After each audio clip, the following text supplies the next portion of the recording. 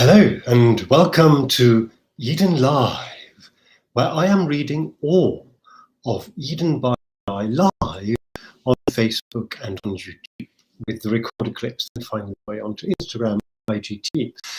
Now, I'm finding myself live online at an unusual time, at a normal time, but on an unusual day. Ordinarily, I'm doing this on a Monday and on a Wednesday, and today is actually Tuesday. And this is simply because yesterday I tried a couple of times to do the normal webcast, and it just didn't work. The technology didn't play ball. I don't know what it had to do with my network, with Restream, the streaming software. But in any case, I thought I'll give it another try today, because what's the point in reading the thing if nobody can hear it? And also these clips, of course, stay online. They are then embedded on the website. And so I am now attempting one more time, and I hope that you can follow and hear what I'm saying and see me as well. I'm attempting one more time to read the final chapter in The Planet Walk. The Planet Walk being the fifth installment, the fifth volume of Eden by FREI. Strictly speaking, of the Eden miniature series. The miniature series comes in 12 volumes. This is The Planet Walk. It's the last one. It's the 8th chapter, there being 8 planets in our solar system, and it is Earth.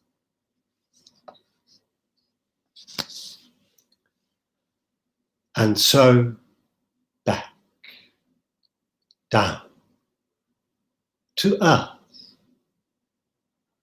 where I belong, this my home, this desert wilderness of beauty and voluptuousness, this abundance of color, vegetation, insects and beasts, these cities, these people, these civilizations, this art, these quantities of stuff and rubbish, these tears, these cruelties, these abominations, this joy, these excellencies, these wonders, these tastes, these smells, these flavors, these sensualities, these sweet transgressions, these experiences, this catharsis, this messiness, these quarrelsome foibles, these imperfections, these obstacles, and this weather,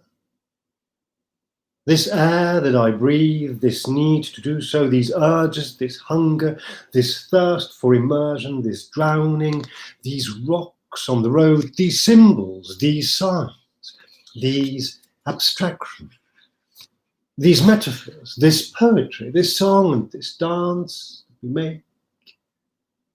About what? This love. Everything suddenly feels disconcertingly real again, and I'm not sure I like it.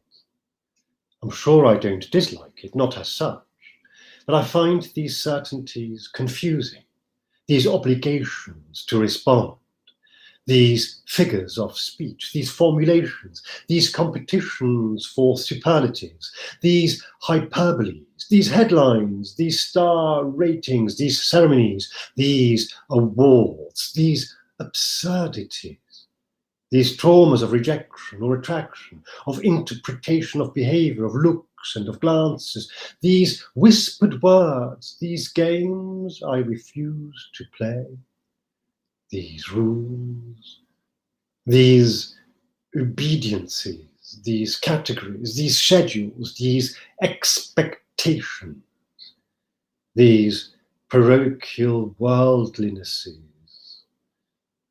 this world. This world perplexes, all that bewilders me. Here I am, stunned to find myself on it, in it, part of it, and I am momentarily paralyzed. This will not last, I feel sure, though why should I feel so? Why I should feel so, I don't know. For a long time now, I have felt like wading through trick, slowly, cumbersomely, glued to the ground by a sticky morass that would not let go. There is no escape from gravity in this place, except perhaps on aerial silks or on skis. The former are not for me, the latter very much so.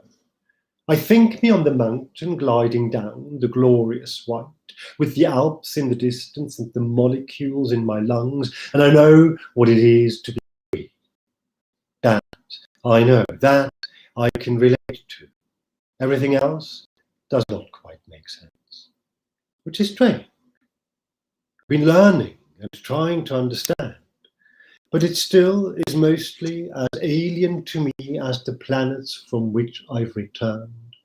Richer in mind, yet not much the wiser. At the end of the day, there is always the here and now to make something of. And now that I'm here, I might as well make the most of it. Thus I tell myself, over again. Most meaning best, meaning all I can do. What could that possibly be? If I allow my youth up to, say, 18, 19, why not 21?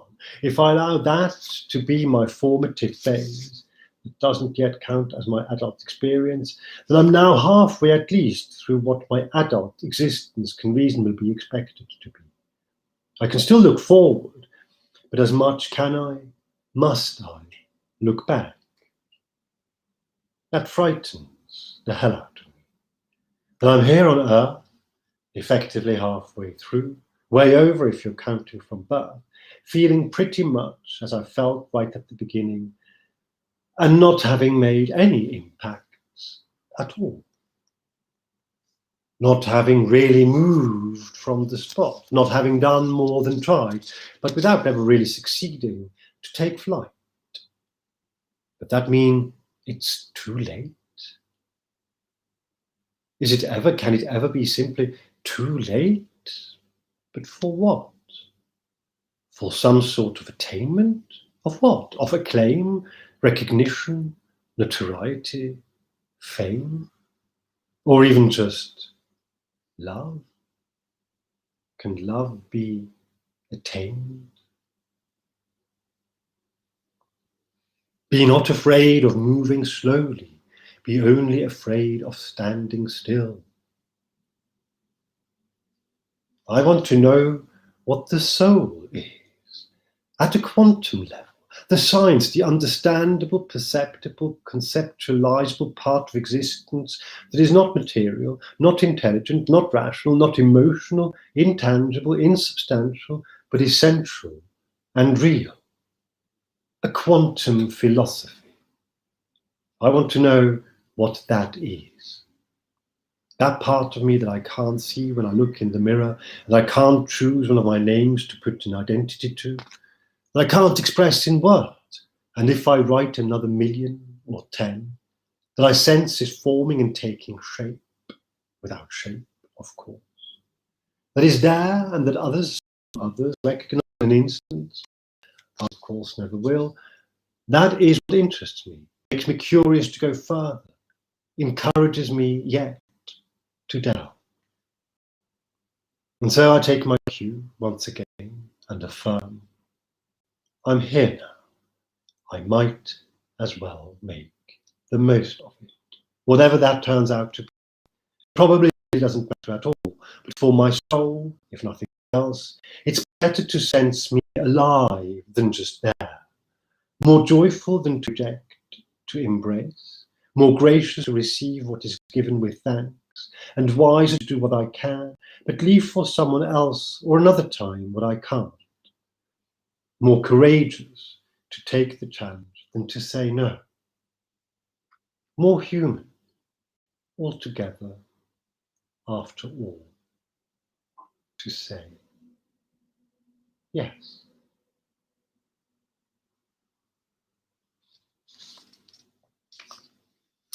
And that is The Planet Walk from Eden by FREI. Now, because I had to wait until Tuesday in the hope that this is actually going out in a way that you can hear and see, unlike yesterday when that didn't work. Because I had to wait another day, I am not actually going to continue with the next volume tomorrow, the next volume being the tape.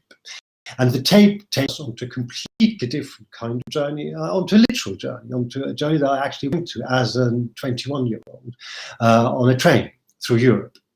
But I'm going to take tomorrow off, as it were, and let everything settle a bit, and then start with the new volume, with volume 6, the tape, from Eden by FREI, on Monday. And I hope you'll join me again then. And if you're watching this in your own sweet time, whenever you happen to come across these videos, then I hope you enjoy me again when you can. And until then, I hope you are able to keep safe and well in these strange and troubled times. To take good care, love and let love, and see you very soon. Bye-bye.